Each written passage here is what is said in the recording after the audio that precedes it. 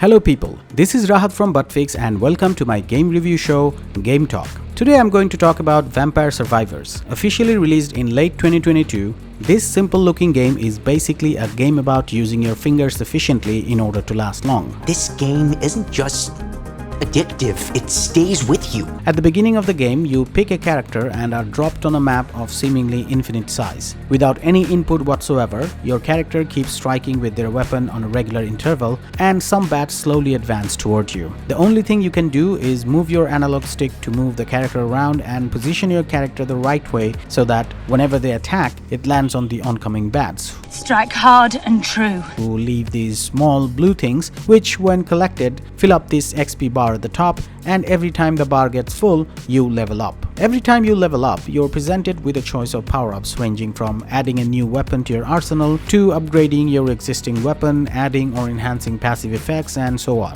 As time keeps passing, the number and variations of enemies keep increasing. So you have to keep up the pace by killing enemies and upgrading your character as fast as possible so you can survive up to 30 minutes, doing which will complete the level. That we would never last. But of course, just like in real life, for anyone who's new to the game, forget the full 30 minutes. Lasting merely 4 to 5 minutes will prove to be very difficult. Well, that's all right, because that's the story of my life. Due to lack of experience and skill, you will lose your way and get overwhelmed and squirt blood from your body. Not again.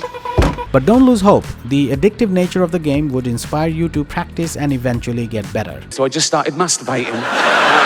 Also, by opening chests and collecting coins by breaking candles and torches, you'll be able to buy permanent upgrades and new heroes to perform better in your subsequent runs. Speaking of heroes, there's quite a lot of them, and each one has a unique weapon and other perks that differentiate them from one another just enough to make the grind to unlock them feel worth the effort. Fine with me. For casual gamers or someone new to video games, Vampire Survivors could be a great game to play. Since in terms of actual gameplay, all you have to do is move your character around with one hand, it saves you from having to make complex decisions that you have to make in traditional fighting or shooting games. Again, however simple it looks on the surface, the complexity of the game lies in its level of system. Every time you level up, you are presented with primarily two types of upgrades: strengthening or enhancing your offense, or fortifying your defense and the more passive kind of effects. The fact that both types of upgrades are crucial to survive your journey is what makes the decision-making process exhilarating. And the sense of empowerment the game gives you through these constant upgrades is what makes the game so addictive. For example, after you level up a weapon to a certain level and obtain a complementary passive effect like Black Glove, Red Book, stainless steel armor, tiramisu cake, etc., you can evolve your weapon to a far superior version that practically turns you invincible.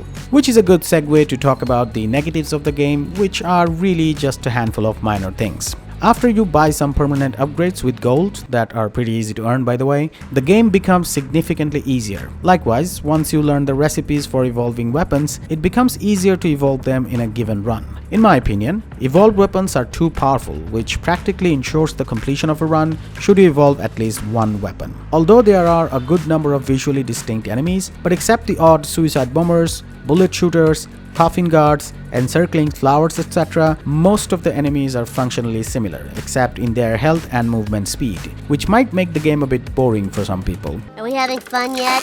You can play the game with keyboard and mouse, but it puts a significant pressure on your hand, which might cause severe wrist pain for some players. And since the controller has an analog stick which lets you move the character more swiftly, plus the ergonomics of a controller puts less pressure on your hands, I'd strongly recommend using a controller to play the game. Are you finished? If you want to subscribe to Gamepass and support this channel, please follow the first link in the description. This way the channel will be able to get more sponsorships in the future, and that would mean better and more frequent videos for you. Gamepass is Microsoft's subscription service, which in simple terms can be called Netflix of games. For a monthly subscription fee of only $9.99 US, you can download and play 400 plus games on your PC. Alright, take it, sheesh. The library not only includes indie gems like Unpacking, Citizen Sleeper, Norco, You Suck at Parking, but also includes FIFA 2022, Assassin's Creed Origins and Odyssey, a buttload of Battlefields, Deathloop, Death Stranding, Dead Space 1, 2, 3, every Evil Within, every Fallout, every Crysis, every Dragon Age, every Dishonored, every Halo, every Wolfenstein, every Yakuza, every Gears of War that ever came to PC, and lots of other mainstream AAA titles. Wow, that's beautiful. Also, games like Wulong Fallen Dynasty,